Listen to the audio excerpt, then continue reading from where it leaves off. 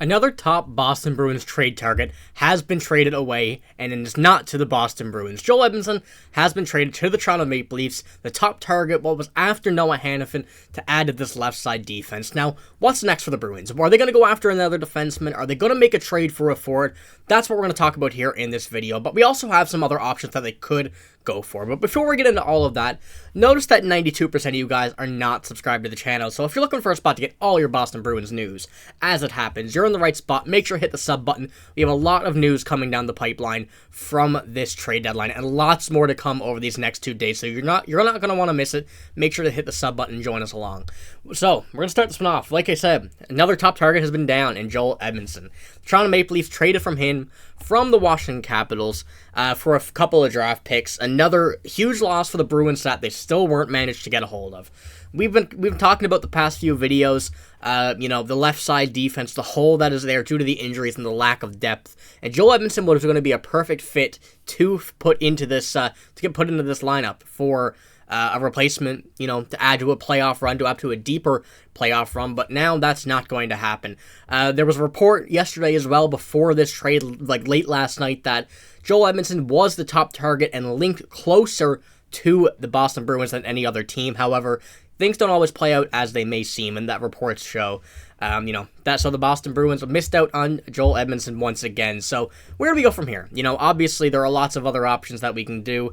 That we can go through, I guess you could say. There's a few forwards that are still being targeted. Elias Lindholm still being the top one that we're still waiting for. There's not been an update yet on the Jake Gensel whole three-way trade situation, but that is still coming. I do expect that to be somewhat in the works, somewhat, some news trickling down soon, but there's very little time left. I believe there's about 24 hours left in this deadline to figure out what's going to happen. So right now, I think the focus not on that part, more so as a defenseman. We're going to focus on the defenseman here in this video. We'll talk about that in another, when it or if it happens. Obviously, there are a few other options that are going to need to be factored in about a defenseman here. So, realistically, what are the other options? There are a few, probably not as good as Noah Hanifin, not as valuable contract-wise as what we've seen from Joel Edmunson, but there are a few who are going to fit well if this does come to fruition. Now, there's one who was put on waivers that may be a bit controversial, but we're going to start off with one that is a bit of a different option, that what the Boston was maybe looking for, and that's Philip Broberg. He has been kind of in the trade market, the trade news, well before the trade deadline, for the past few months, actually. Broberg wants an opportunity to play full-time NHL minutes, and he's not getting that right now with the Edmonton Oilers, who are willing to trade him in the right deal. Will Broberg be packaged for an upgrade or used as a piece to take on a heavy contract? Now, this is going to be one where, it's going to be neither of those. If the Boston Bruins were to get Philip Broberg, this would be just a pure addition to the team. Get him NHL minutes. The former 8th overall pick, I believe he was, really hasn't shown anything in the NHL by not being given the chance to show much in the NHL. So I think he could fit right into this Boston left side defense. The only issue is that he has not had any really, other NHL experience apart from a few regular season, preseason games here or there. And I don't know if he would help them in a deep playoff run just by not having any of the experience, which is, again, another issue that the Boston Bruins are currently lacking. The lack of, the been there, done that guys on this team, I guess you could say, specifically on the defense. But Philip Broberg, I guess, is an option. It wouldn't be for either of those two, like I said, but, it's one that, will have to be thought about. Maybe would be a bit more difficult for the Edmonton Oilers to be willing to trade him, where it's not, taking on a bad or giving a bad contract or whatnot. So that is one of the options that I think would fit well, but I don't think the situation, the circumstances are right at this moment. But it would help cap-wise. The Bruins are very tight to the cap, and there's not very many left defensemen left on this trade market who are cheap enough to, go without salary retention. But one that could potentially work if there would be a retention on some salary is Ivan Provorov, another guy who's been spoken about these past few weeks, and a slight bit over the past few days at this week of the deadline. 27 years old, making nearly $5 million. The Blue Jackets continue to listen on Provorov, who has another year left on his contract, even after their GM change. He comes at a solid cap hit, but maybe Columbus will be willing to eat some of that cap hit to maximize a return. There's interest in contending teams exploring beyond the rental market, and I would say, in my opinion, that's what the Bruins really are. I wouldn't say they're in rental territory yet. Obviously, that this team had a big shift in the offseason, losing Patrice Bergeron, losing David Krejci, and they're heading to a younger direction. And I do think that Provorov would be a great addition to this team. Add some age, add some NHL experience. If they can get him at, 50% retention, making this deal a bit sweeter for the Columbus Blue Jackets, who are kind of on that upward trend going into this season, or we're going into this season.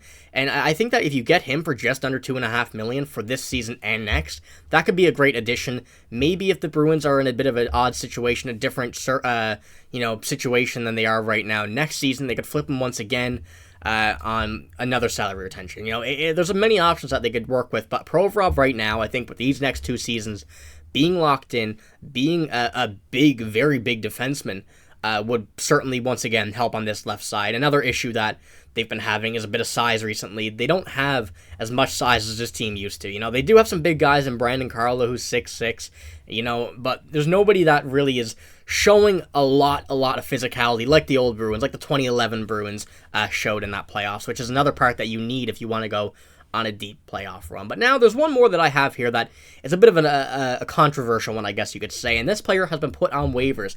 You see there, the reply from Elliot Friedman, Tony DeAngelo. The Carolina Hurricanes putting a lot of players on waivers here today to create some cap space to maybe make a move, maybe do some things in these next few hours and going into tomorrow. But Tony DeAngelo, obviously we know, or many of you I'm sure know what his past has been. He's not really great in the locker room. A lot of teams, a lot of players, a lot of coaches don't want him. And, he really hasn't had a full, solid NHL tenure since his original issue, which I'm not going to go into. But, if you know, you know. Once again, his stats haven't been horrible. When he's been in the NHL, he's been a pretty solid player. You have to admit that. The only thing is what he'll do in the locker room, what he'll do to the chemistry around the locker room, which is, once again, another big issue.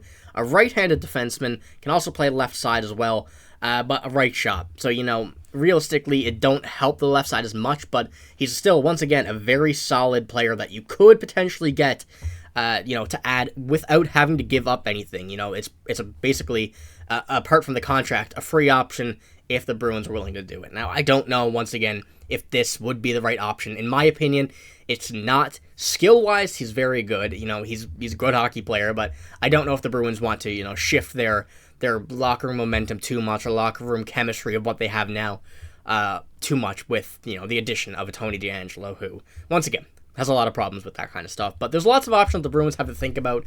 Obviously, this is just the defensive side of things. There are a few people like Jacob Lauko, who has been rumored to move. We haven't heard much from him yet. He could be a piece involved in a Elias Lindholm deal along with Jake DeBrusk. There's a lot of things that we have to look at on that side of the puck too. So we'll be talking about that here in another video coming soon. But right now, this is all we got on the defense. There's a few options left, but there's still a lot of things that the Bruins can, maybe shift around here and there to make something work out. So if you did enjoy the video, make sure to give it a like. Make sure to hit the sub button as well, like I said, if you do want to get up to date with all of this Bruins news that we have coming over the next 24 hours or so until the deadline. But that's all I got. Thank you for watching. Hope you have a great day. See you later.